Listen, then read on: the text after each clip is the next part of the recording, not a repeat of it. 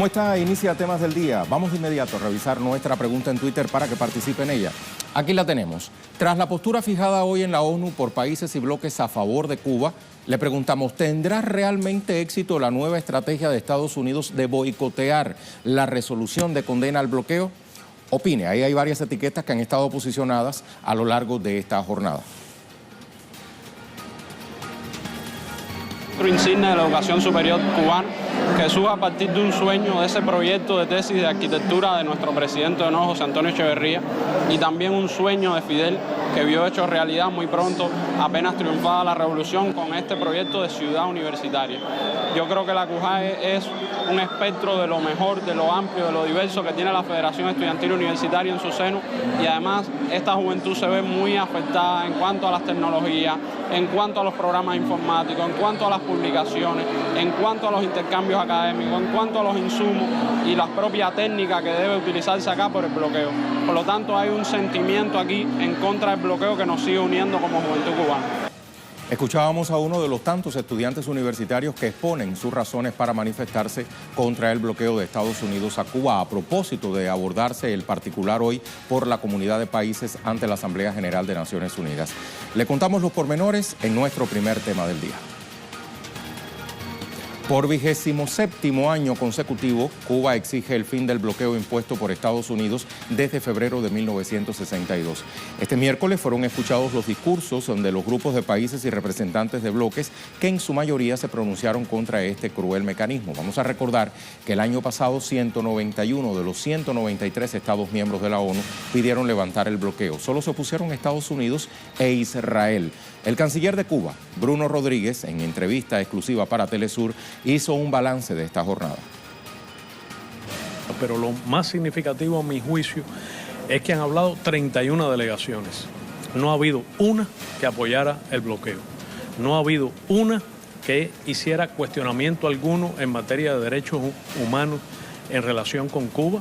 No ha habido una que se refiriera a los objetivos de desarrollo sostenible para emplazar a Cuba en ese sentido. De manera que lo que ha ocurrido aquí es un apoyo abrumador a la eliminación del bloqueo, una fortísima oposición unánime en los oradores al bloqueo y una oposición expresa en muchos de ellos y tácita en otros a las enmiendas mendaces y políticamente manipuladoras que ha presentado el gobierno de los Estados Unidos para adulterar la resolución que la Asamblea General ha aprobado ya 26 veces.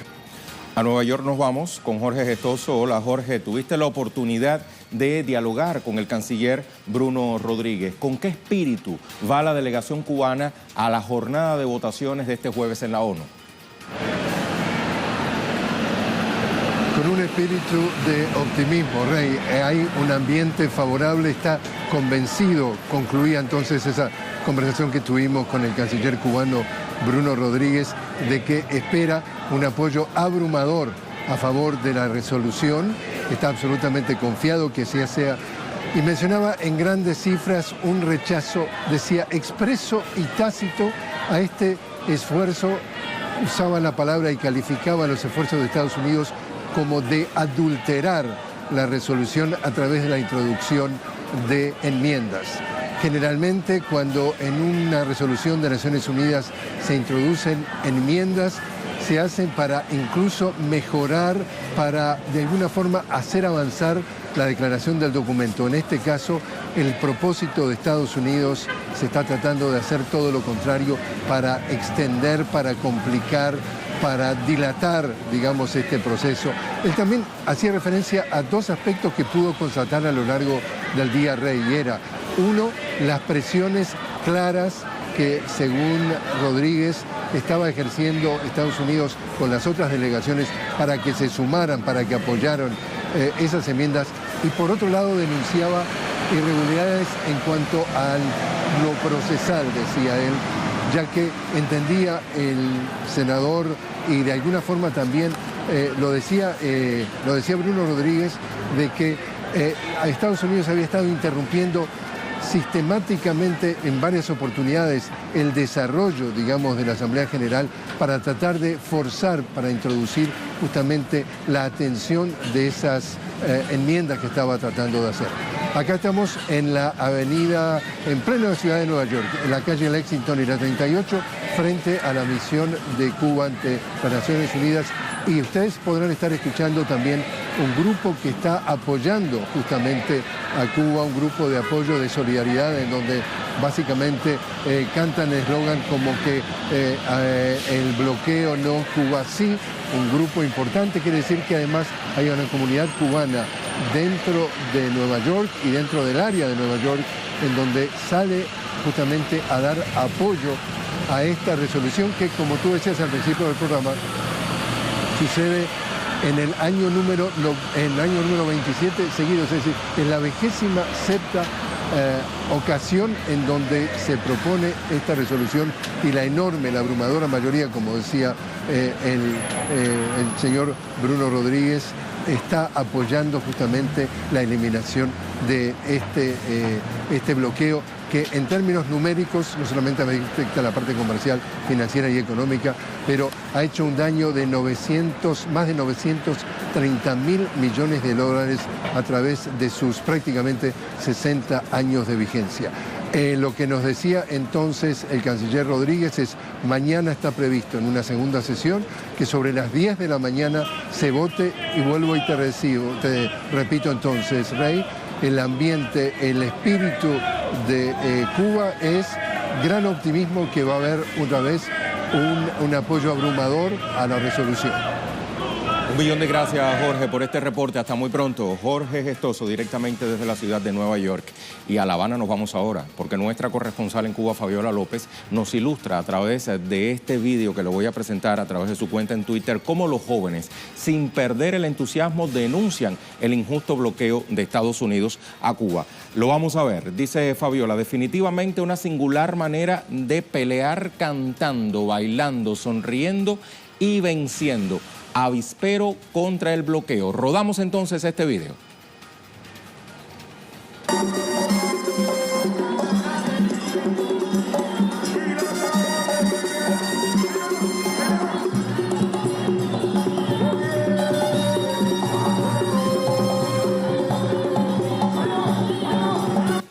Pero revisemos de qué van las enmiendas propuestas por el gobierno de Estados Unidos a la resolución que se aprueba cada año contra el bloqueo a Cuba en la ONU. Estados Unidos propone extensas modificaciones que supondrían alterar la esencia de este texto, que es precisamente denunciar el bloqueo a la mayor de las Antillas. También busca cuestionar las libertades existentes en el país caribeño, el supuesto menoscabo de los derechos humanos y de las metas de desarrollo sostenible para buscar el apoyo del mundo hacia el bloqueo. Ante esto, Cuba ha criticado las enmiendas sobre la base de 4 argumentos.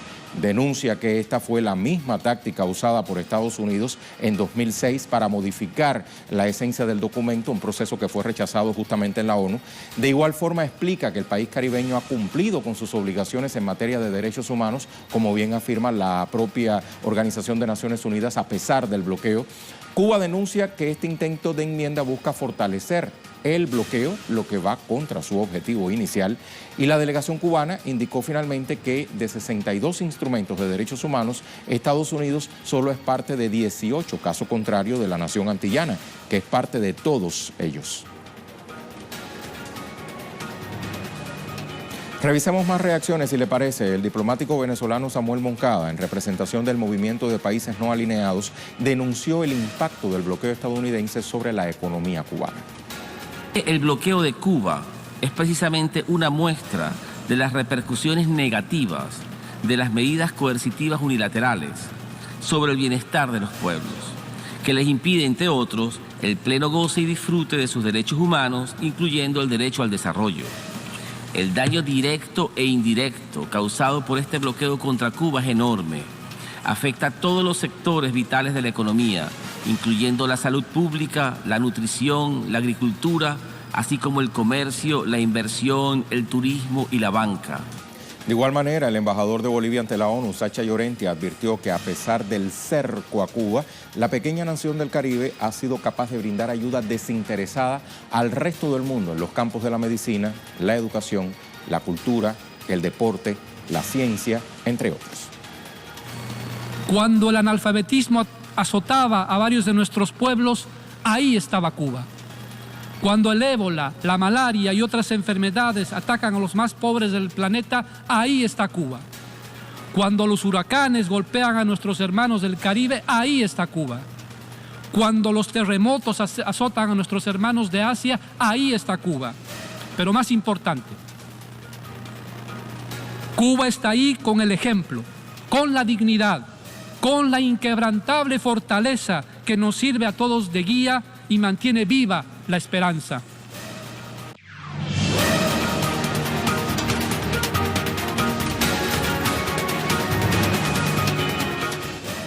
Cerramos el primer tema del día, pero la pregunta a Twitter tiene que ver con él. Tras la postura fijada hoy en la ONU por países y bloques a favor de Cuba, ¿tendrá realmente éxito la nueva estrategia de Estados Unidos de boicotear la resolución de condena al bloqueo? Opine.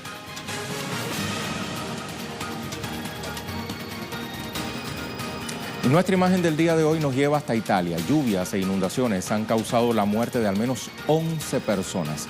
Las autoridades mantienen el nivel máximo de alerta en varias regiones, pues esperan más tormentas. Con estas imágenes vamos a la pausa y ya volvemos con mucho más de temas del día.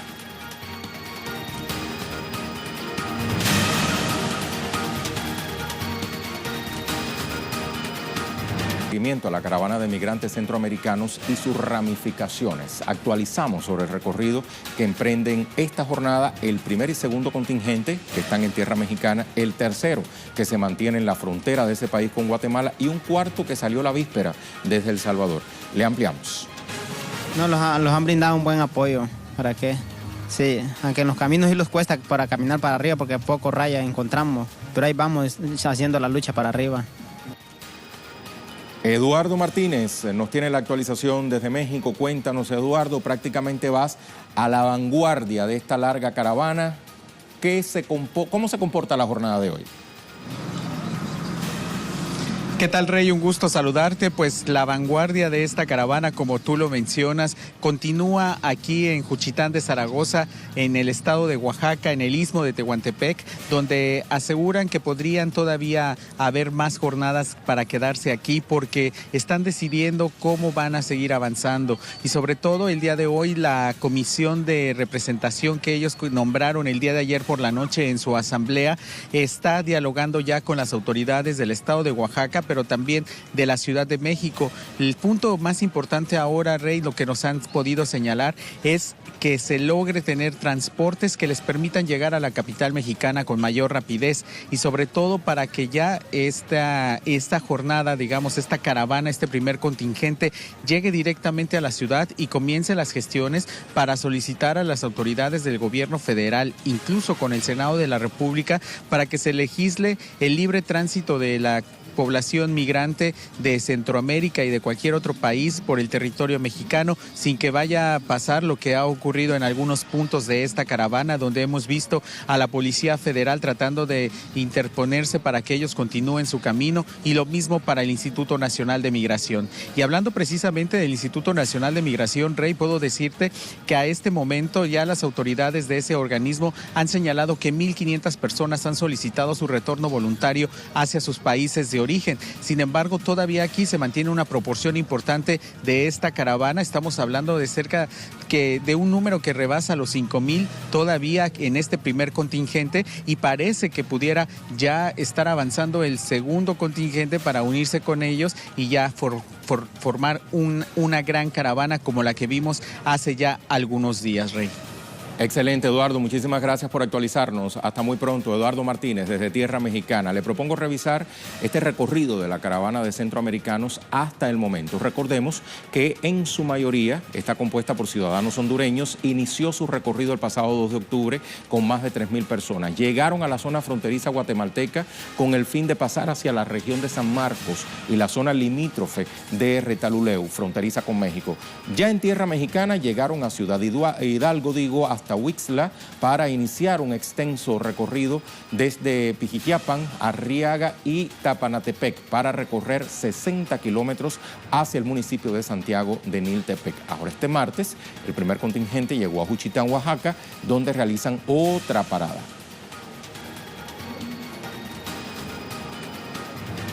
Avanzamos. Motivados por estas caravanas, cientos de salvadoreños tomaron la decisión de emprender el viaje hacia Estados Unidos. Con unas 400 personas salió la caravana el domingo. Los integrantes caminaron 121 kilómetros hacia la frontera La Achadura, en el occidente de El Salvador. Fueron acompañados por policías, socorristas y funcionarios de derechos humanos. En su paso por Guatemala, el trámite migratorio fue ágil, ya que se incrementó el número de agentes migratorios. Para hoy tenían previsto llegar a Tapachula, en México.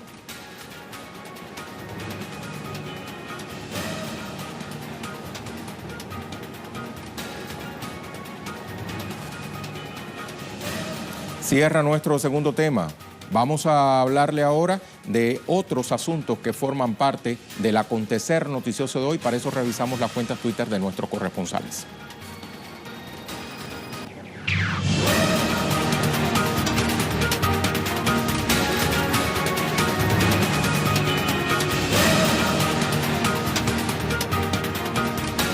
Aquí tenemos, por ejemplo, el tuit de Luis Tavera. Venezuela, hace 77 años nació en Paraguaná el cantor del pueblo Luis I y Telesur rindió homenaje a su legado musical. Tenemos más, vamos a ver. Carolina Silvestre, a pesar de que ingresaron al Banco Central los 5.631 millones de dólares del FMI y las reservas aumentaron a 54.042 millones, la salida de divisas en 2018 totaliza unos 30.000 millones, descontados los ingresos por deuda pública y el aporte del FMI. Otro tuit. Ichanguanús, miles de sirios, habitantes de la provincia de Quneitra, se concentraron en la Plaza de la Liberación para expresar su solidaridad con sus connacionales del Golán sirio ocupado. ¿Avanzamos? Nayara Tardo, la Fiscalía de Turquía anunció hoy que el periodista saudí Jamal Khashoggi murió estrangulado poco después de entrar al consulado saudí en Estambul y su cadáver fue desmembrado. ¿Tenemos más? Hansel Oro. Un artefacto explosivo provocó la muerte de una persona y 3 resultaron heridas en la sede del Servicio Federal de Seguridad. El Comité de Investigaciones ruso abrió procesos legales por terrorismo y tenencia ilegal de dispositivos de este tipo en Rusia. Vamos al tema en desarrollo.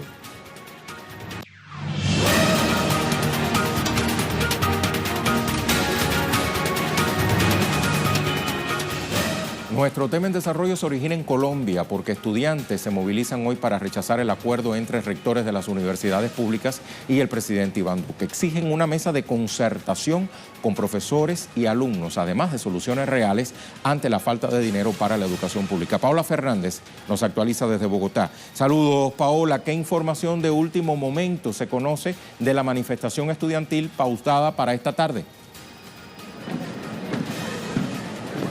Rey, cordial saludo para usted y para todos los televidentes. Yo los saludo desde una de las plazoletas principales de la Universidad Nacional en la capital del país. Desde aquí, en contados minutos, los estudiantes se movilizarán por las principales calles de la capital de Colombia. Esto, en primera medida, para rechazar el acuerdo logrado entre los rectores de las 32 universidades públicas en Colombia con el presidente Iván Duque. Ustedes pueden observar cómo muchos de ellos han llegado con carteles y, por ser 31 de octubre, también han denominado esta marcha como la marcha zombie. Muchos de ellos han venido también disfrazados de animales que están en extinción, diciendo que, al igual que esos animales, las universidades públicas, la educación pública en Colombia también está en peligro de extinción. Yo me encuentro con Cristian Polo, él es uno de los voceros de la Universidad Nacional. Cristian, ¿ustedes por qué rechazan este acuerdo logrado entre los rectores de las 32 universidades públicas y el gobierno nacional? Bueno, principalmente porque nosotros tenemos 3 exigencias fundamentales con el tema de financiación. Con el acuerdo de los rectores no se llegan a cumplir ni siquiera el 10% de estas exigencias. Este acuerdo invalida al movimiento estudiantil como un sujeto político, desconoce la situación precaria de los profesores, más del 70% de planta docente que no tiene un contrato fijo. Por lo tanto, nosotros rechazamos este acuerdo y decimos que el paro lo mantenemos los estudiantes y los profesores, y por tanto somos nosotros quienes decimos cuándo se acaba el paro y cómo deben ser las condiciones para ello. Ustedes están exigiendo una mesa de concertación no solo con los rectores de las universidades, sino también con los estudiantes. ¿Qué otras exigencias se están haciendo? ¿Qué pasa con este presupuesto? Porque el gobierno anunció que se incrementaría un poco el tema del presupuesto para la educación pública. Inicialmente el presupuesto que se tiene planteado con el acuerdo son más o menos 550.000 millones para funcionamiento en 4 años. este presupuesto no nos alcanza, pero aparte de esto nosotros estamos exigiendo 4.5 billones de pesos inmediatamente para la educación en el tema de funcionamiento, el pago de la deuda histórica por 15 billones de pesos que tiene en términos de inversión que tienen todas las universidades e instituciones técnicas públicas del país, y aparte de eso estamos exigiendo que se acaben los programas que subsidian la demanda, programas que están ligados al capital extranjero y que le hacen un gran daño a la educación pública del país, que le quitan la soberanía a las universidades y perjudican a las familias de los estudiantes y las estudiantes que con tanto esfuerzo llegan a las universidades públicas. Cristian, muchas gracias por acompañarnos. Es así como hasta el momento los estudiantes han anunciado que se mantiene el paro indefinido en las 32 universidades públicas del país y serán 6 las marchas que se realizarán aquí en Bogotá, pero estas marchas, Rey, también se están realizando en todo el territorio colombiano. Muchísimas gracias por esta actualización, Paola. Hasta muy pronto. Paola Fernández, directamente desde Bogotá, Colombia. ¿Qué le parece si revisamos nuestra pregunta en Twitter y las respuestas que ya tenemos?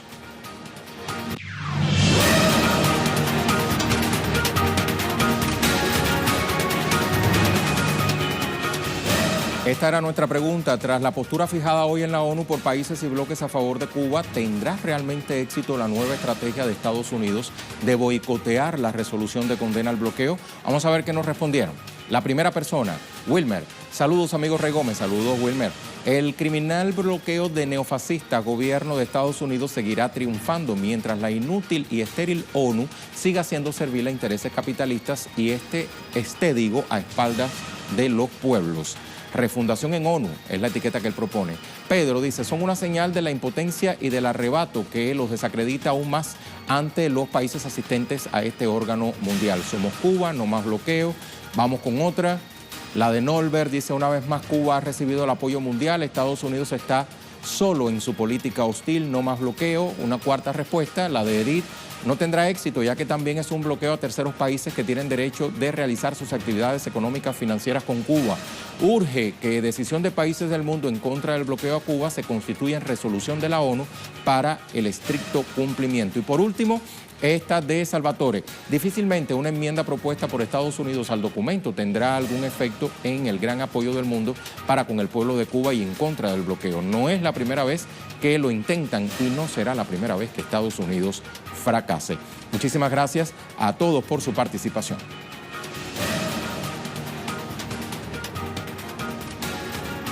Lo dejamos entonces con el video web del día, producciones audiovisuales que puede conseguir compiladas en la cuenta en Facebook de Telesur.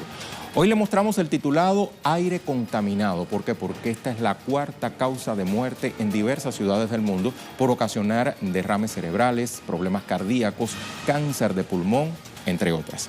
La más afectada, sépalo, es la población infantil. Con estas imágenes despedimos por hoy Temas del Día. Usted muchísimas gracias.